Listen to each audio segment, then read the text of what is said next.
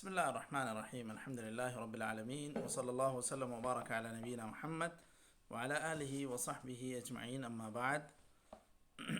ہم لوگ کتاب التوحید شیخ الاسلام محمد بن عبد الوہاب رحمہ اللہ پڑھنے جا رہے ہیں. اس میں اب تک 40 باب مکمل ہو گئے الحمدللہ. آج 41واں باب ہم لوگ پڑھنے جا رہے ہیں. جی شیخ چلے. باب قول اللہ تعالی فلا تجعلوا للہ اندادا وانتم تعلمون، یہ باب ہم لوگ پڑھ رہے ہیں. جی نحمده ونصلي على رسول الكريم. أما بعد، الباب 41 باب قول الله تعالى فلا تجعلوا لله أندادا وأنتم تعلمون.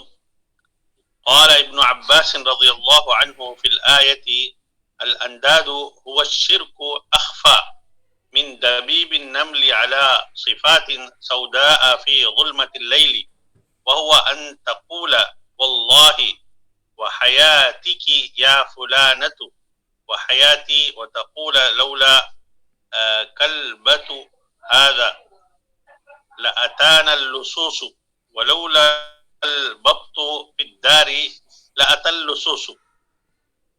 وقول الرجل لصاحبه ما شاء الله وشئت، وقول الرجل لولا الله وفلان لا تجعل فيها فلانا، هذا كله به شرك. رواه ابن أبي حاتم. وعن عمر بن الخطاب رضي الله عنه أن رسول الله صلى الله عليه وسلم قال: من حلف بغير الله فقد كفر أو أشرك. رواه الترمذي وحسنه وصححه الحاكم. وقال ابن عباس: لأن أحلف بالله كاذبا أحب إلي من أن بغيره صادقا. وعن حذيفة رضي الله عنه عن النبي صلى الله عليه وسلم قال: ولكن قولوا ما شاء الله ثم شاء فلان. رواه أبو داود بسند صحيح.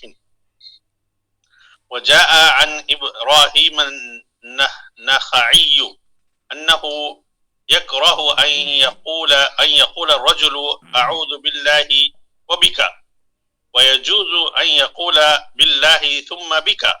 قال: ويقول لولا الله ثم فلان، ولا تقولوا لولا الله وفلان.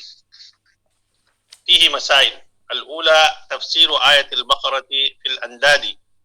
الثانية أن الصحابة رضي الله عنهم يفسرون الآية النازلة في الشرك الأكبر بأنها تعم الأصغر. الثالثة أن الحلف بغير الله شرك. الرابعة أنه إذا حلف بغير الله صادقا فهو أكبر من اليمين الغموس.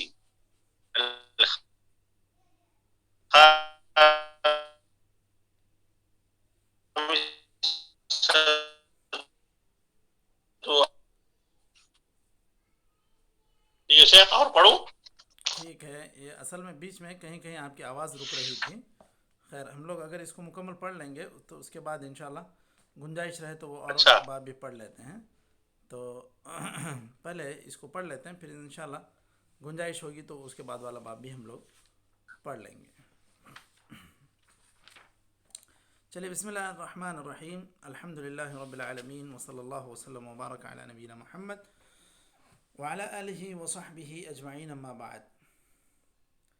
امام محمد بن عبد الوہاب رحمہ اللہ نے آج اس 41ویں باب میں جس آیت کو باب کے عنوان کے طور پر لکھا ہے، ذکر کیا ہے، وہ ہے فَلَا تَجْعَلُوا لِلَّهِ أَنْدَادًا وَأَنْتُمْ تَعْلَمُونَ. اس آیت کا مکمل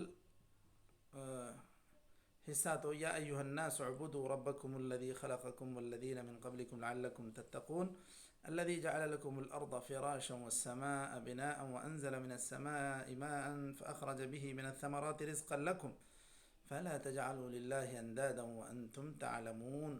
یہاں سے مکمل ہوتا ہے.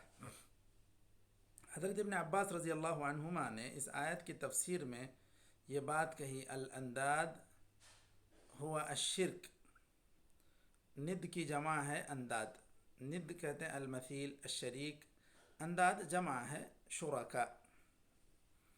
تو فلا تجعلوا للہ اندادا، یہ لوگوں کا یہ جو انداز ہے مختلف موقعوں پر کسی کو بھی جیسے ہمارے یہاں کسی کی بہت زیادہ تعریف کرنے لگتے ہیں تو پھر سارا کچھ اعزاز ایک آدمی کو دینے کے لیے کہہ دیتے ہیں کہ یہ ہیں تو اسی لیے یہ ادارہ باقی ہے، یہ نہیں ہیں تو گویا کہ ادارہ چلا گیا.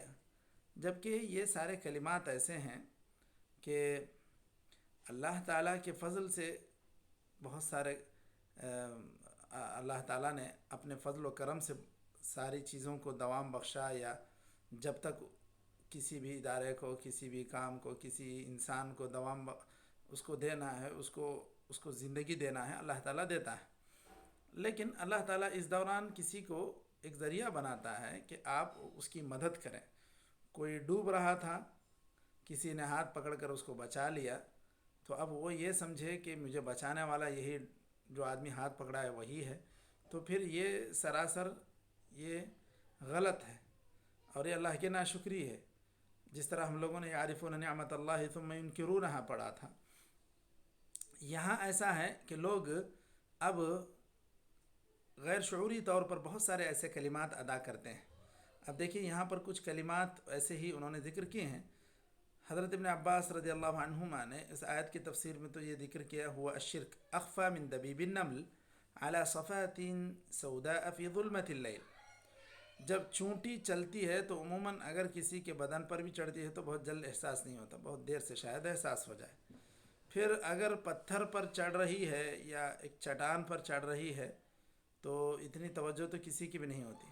لیکن اگر وہ چٹان یا وہ پتھر بھی کالا ہو تو پھر دکھائی نہیں پڑے گا. پھر اس میں بھی اگر رات کی تاریکی ہوگی تو پھر تو یہ ناممکن ہے کہ کسی انسان کو پتہ چلے کہ یہاں کوئی چونٹی چڑھ رہی ہے یا چل رہی ہے. تو شرک کا بھی وہی حال ہے. شرک بڑے بڑے پارسا اللہ والے لوگوں کے دلوں میں بھی گھر کر جاتا ہے. ان کے دلوں میں بھی یہ شرک کی بو آنے لگتی ہے جب وہ لوگ ایسے کلمات ادا کرتے ہیں. اسی لیے توحید کا تقاضا ہے کہ آدمی اپنی گفتگو، اپنے الفاظ بھی ایسے تول کر بولے کہ کہیں وہ چیزیں اللہ تعالیٰ کو ناپسند نہ آ جائیں، وہ اس سے اللہ تعالیٰ کو ناراض نہ کر دیں.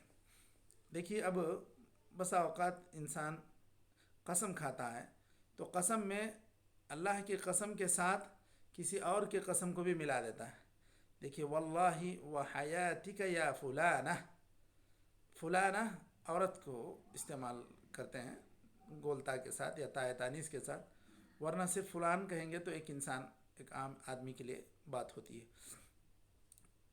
وحیاتی، واللہ وحیاتک یا فلانۃ وحیاتی، تھے اللہ کی قسم، تیری زندگی کی قسم، میری زندگی کی قسم.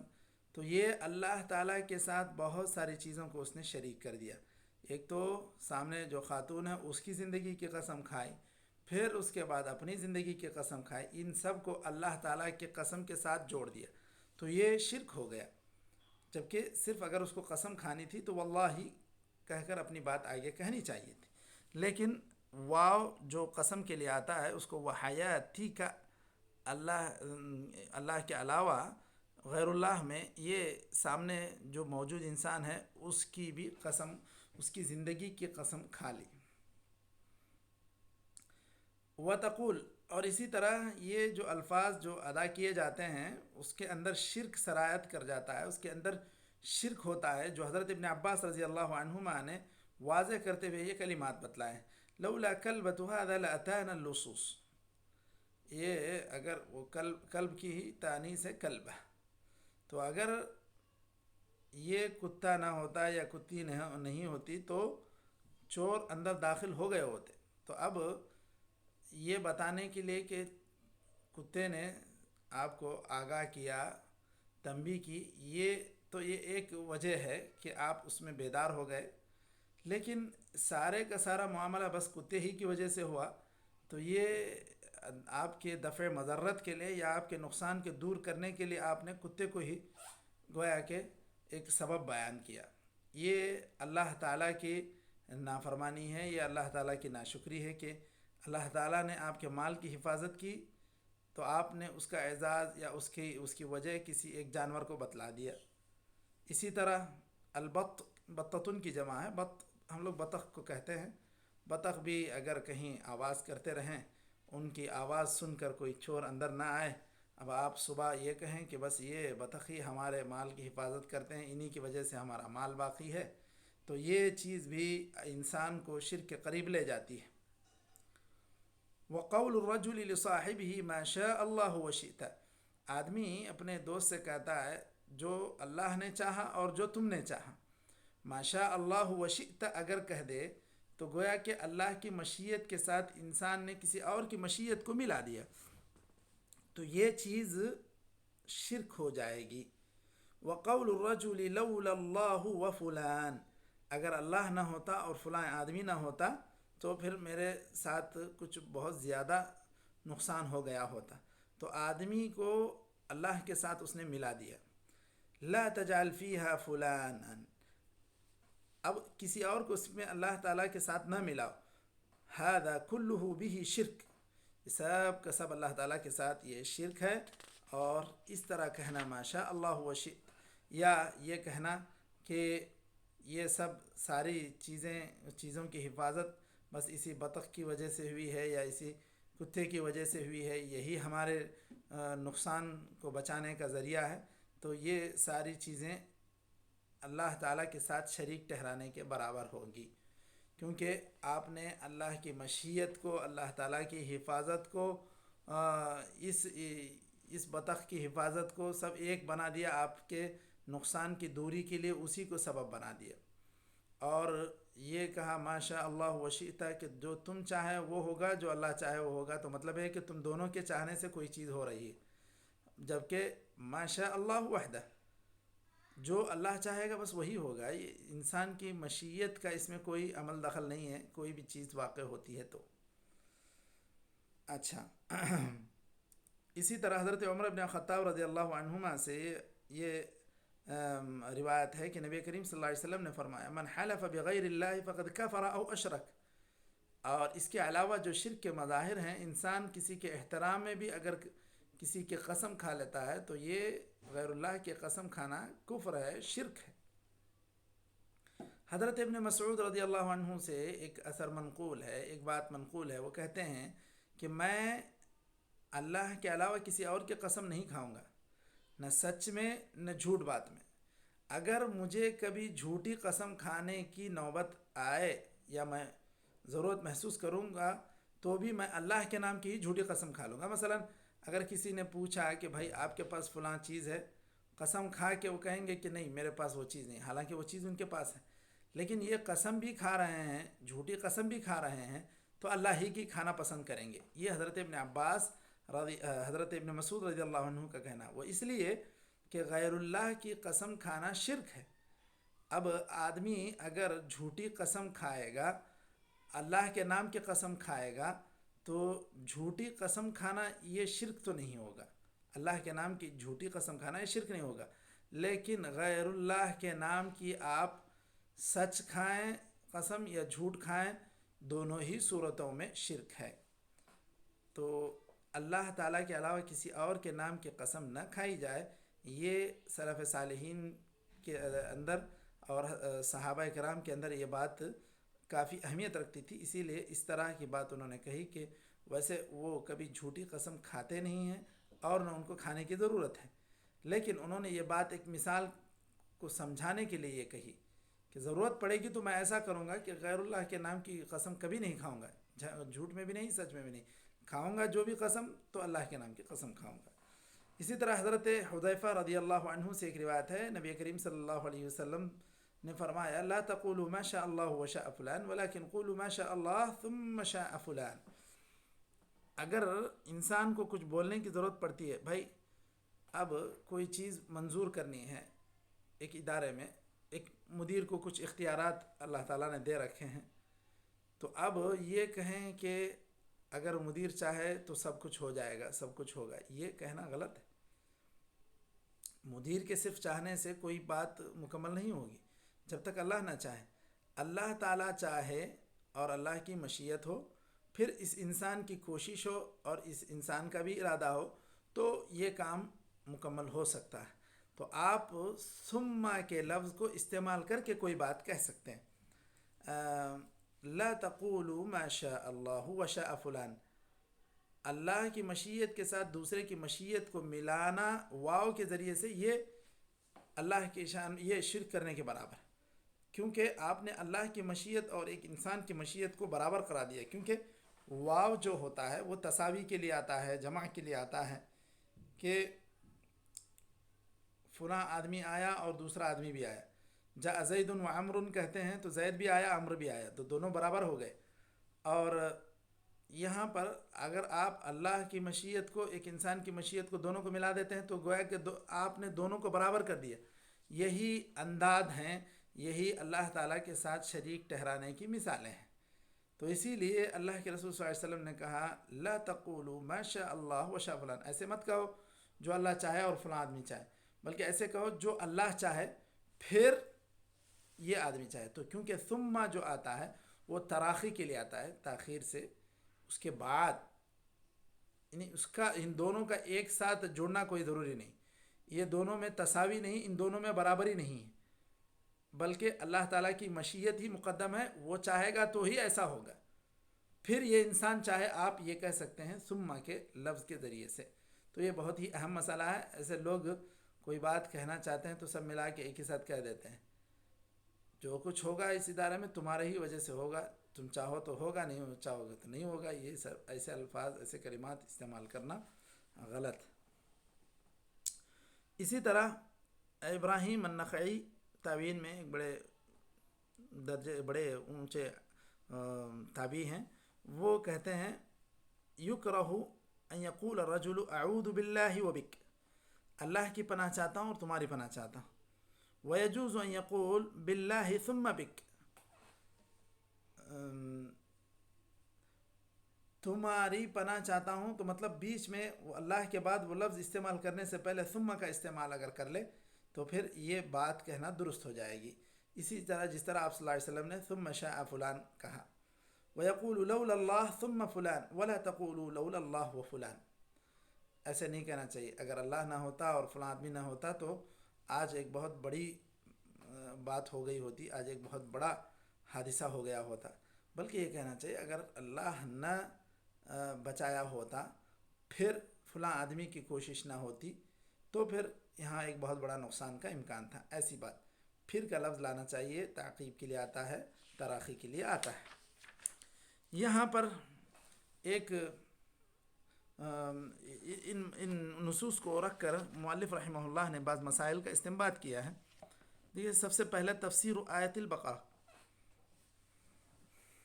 سورہ بقرہ کی جو آیت ہے انداد سے متعلق، فلا تجعلوا للہ اندادا، اب یہ سب مثالیں ما شاء اللہ وشئت یا لولا اللہ وفلان، یہ ساری مثالیں کیا ہیں؟ یہ سب شرک کی مثالیں ہیں۔ آپ اللہ کو اور فلاں آدمی کو برابر قرار دے رہے ہیں تو گویا کہ شرک کر رہے ہیں۔ یہ اسی بات کو اس آیت کے اندر ذکر کیا گیا، فلا تجعلوا للہ اندادا وانتم تعلمون۔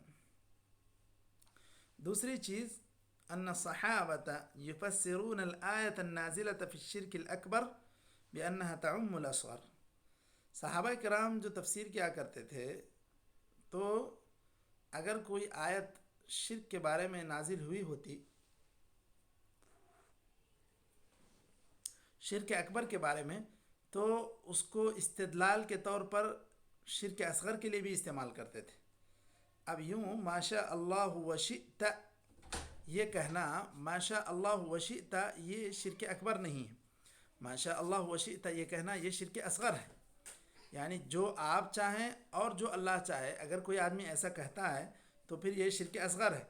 اب یہ شرک اصغر سے بھی روکنے کے لیے حضرت ابن عباس رضی اللہ عنہما نے اس آیت کو پڑھا اور اس آیت کا استدلال کیا۔ تو وہی یہ بتانا چاہ رہے ہیں کہ صحابہ کرام کا انداز یہ تھا کہ وہ جو آیت شرک اکبر میں نازل ہوئی ہوتی اس کو شرک اصغر کے لیے بھی استعمال کرتے. حالانکہ تو جو اگر آپ آیت شروع سے پڑھ کر دیکھیں گے تو پتہ چلے گا یا ایھا الناس اعبدوا ربکم الذی خلقکم، اے لوگو اللہ کی عبادت کرو جس نے تمہیں پیدا کیا. تو یہ ساری انسانیت کے نام یہ پیغام تھا. یہ الناس کا جو لفظ آیا ہے اس میں مشرکین، کفار، سارے لوگ، مسلمان سب مراد ہیں. ان سے خطاب کیا جا رہا تھا کہ تم اللہ تعالیٰ کی عبادت کرو. آخر میں کہا فلا تجعلوا للہ اندادا. اسی پس منظر میں جو کفار و مشرکین کیا کرتے تھے کہ ہمیں یہ فلاں بت کی وجہ سے فائدہ حاصل ہوا ہے، یہ ایسی باتیں کہتے تھے. تو یہ بات اسی پس منظر میں کہی گئی تھی. لیکن اللہ کے رسول صلی اللہ علیہ وسلم نے جو بات ما شاء اللہ جو بات کہی، لا تقولوا ما شاء اللہ وشاء فلان ولكن قولوا ما شاء اللہ ثم شاء فلان، حدیث سے بھی اس کی تائید ہوتی ہے، صحابہ کے فہم سے بھی اس بات کی تائید ہوتی ہے. تو جو آیت نازل ہوئی تھی شرک اکبر کے تعلق سے، عبادت سے، غیر اللہ کی عبادت سے منع کرنے والی آیت تھی، اس کو شرک اصغر کے لیے بھی حضرت ابن عباس نے استدلال کے طور پر ذکر کیا ہے. تو اس سے یہ پتہ چلتا ہے کہ صحابہ کرام جو آیت شرک اکبر کے تعلق سے نازل ہوئی ہوتی تھی اس کو شرک اصغر کے تعلق سے بھی استدلال کے طور پر استعمال کیا کرتے تھے. تیسری چیز ان الحلف بغیر اللہ شرک، اللہ کے علاوہ کسی اور کی قسم کھانا وہ شرک ہے. نہ کعبے کی کھا سکتے ہیں، نہ حرم کی کھا سکتے ہیں، نہ کسی بزرگ انسان کی قسم کھا سکتے ہیں. قسم تو صرف اللہ ہی کی کھائیں گے. رہی بات اللہ تعالیٰ کی، تو اللہ تعالیٰ جس کی چاہے قسم کھائے، کیونکہ وہ خالق ہے، وہ ساری چیزوں کا پیدا کرنے والا ہے. تو اللہ تعالیٰ نے اوقات کی بھی قسم کھائی، والفجر کہا، وہذا البلد الامین، اس بلد امین کی قسم کھائی اللہ تعالیٰ نے. تو یہ اللہ تعالیٰ اگر قسم کھاتا ہے تو وہ چونکہ خالق ہے ان ساری چیزوں کا، اس کے لیے اختیار ہے. باقی مخلوق کے لیے صرف اللہ تعالیٰ ہی کی قسم کھانی ہوگی، اس کے علاوہ کسی اور کی قسم کھانا یہ شرک شمار ہوگا. الرابعہ، چوتھا مسئلہ اس میں یہ ذکر کیا گیا، انہ اذا حلف بغیر اللہ صادقا فهو اکبر من الیمین الغموس. اگر کوئی انسان غیر اللہ کی قسم کھاتا ہے، سچی قسم بھی کھاتا ہے، تو کسی انسان، کسی ولی جو گزر گیا ہے، کہیں مدفون ہے، اس کے نام کی اگر کوئی قسم کھاتا ہے اور وہ سچی قسم بھی کھاتا ہے، تب بھی اس کا گناہ یمین الغموس یعنی جھوٹی قسم سے بھی زیادہ ہوگا. تو غیر اللہ کے نام کی چونکہ اس نے قسم کھائی، اس لیے اس کا گناہ زیادہ ہوگا کیونکہ اس نے غیر اللہ کی قسم کھائی.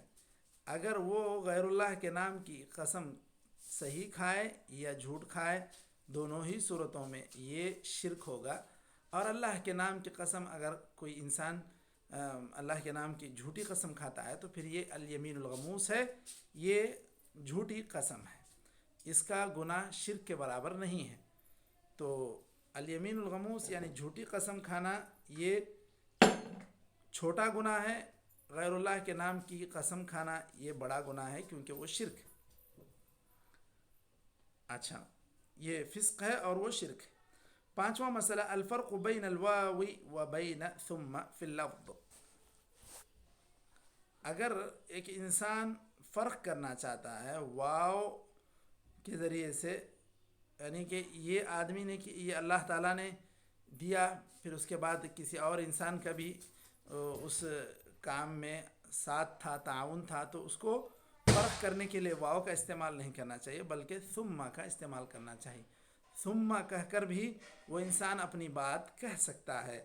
تو الفرق بین الواو و بین ثم فی اللفظ، الفاظ میں بڑا فرق ہے واو اور ثم میں. تو اگر آدمی جمع کرنا چاہے تو ثم کے ذریعے سے جمع کرے اللہ تعالیٰ کے ساتھ. اللہ کے علاوہ کسی اور کی جمع کرنے کی بات آتی ہے تو وہاں واو سے کریں، ثم سے کہیں، کوئی مسئلہ نہیں. لیکن اگر اللہ تعالیٰ کی بات آتی ہے تو اللہ تعالیٰ کے ساتھ کسی اور کو واو کے ذریعے سے جمع نہ کرے بلکہ ثم کے ذریعے سے جمع کرے. تو یہاں تک اس باب کا اختتام ہو رہا ہے. کیا مشائخ اور یہ جو چھوٹا باب ہے یہ بھی پڑھ لیں گے یا رک جائیں گے؟ کیا تو پڑھ لیں گے آپ سر.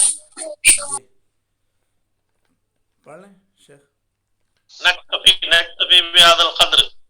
نكتفي بهذا القدر. ما في مشكلة إن شاء الله. طيب